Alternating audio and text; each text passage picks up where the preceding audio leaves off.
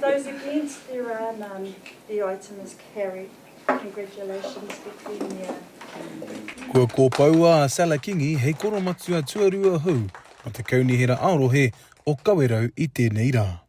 Oh my gosh, making history. It's possible anywhere, in any community. Overcome whānau with tears of joy. Although it might not look like it, the aroha in the room is just like the aroha we had at Rautahi Marae. So it doesn't matter where Kawerau goes, Kawerau brings pieces of who they are to whatever space we share. E tūtakitahi a Sela Kingi me tōna teina kai kaunihera wāri Māori a Gloria Leo Kavatani ki te pai, a e hikaka ana rāua. This will be the only council in New Zealand with two wahine Māori serving as mayor and deputy mayor, and it may be the first time in New Zealand's history that that has occurred. And my sister will always say, you were always the leader, but I think you take turns to a kanataina, the role switches, and through my life I've needed her to step into spaces where she led, and then I led where I thought I needed to. Two wahine who will be in positions to be mama of Kawerau when the occasion calls for that, and we will honour that. I have every faith in my friend, first and foremost, te tau I te pō, as we're both mama here of Kawerau.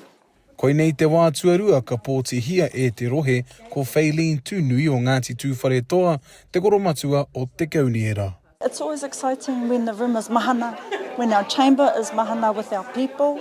Sometimes it can be a bit lonely, particularly when we have the legislation conversation, it's not well understood. So we always warmly welcome our whānau in, so that integrity is something that only yourself and Te Atua know of. See us actually step up and put our hand up to actually come into these realms, you know, to actually find out how it works, to actually put our knowledge into.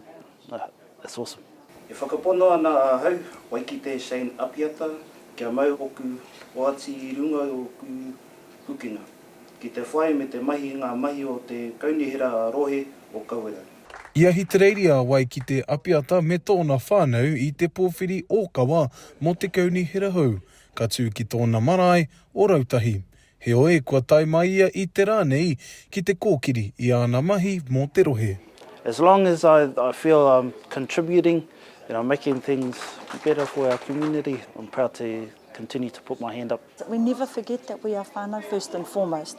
Sometimes the mahi that we undertake will stretch us, will test us, and we reach back into our hapori to be able to guide us so that we can be guided by those who've been here in our community. I think sometimes you have to be brave. He tō taumataro. Bravery has many resting places. At the whakatauki that's guided me when I've been wanga ware, should I do it, shouldn't I? To actually put one foot forward, because your other one will follow. Koinei te rā tuatahi ka timata te kaunihera nei I ana mahi ki te hāpai ake I ngā hapori o Kawerau me te rohe. Te kawa paora, Aukaha.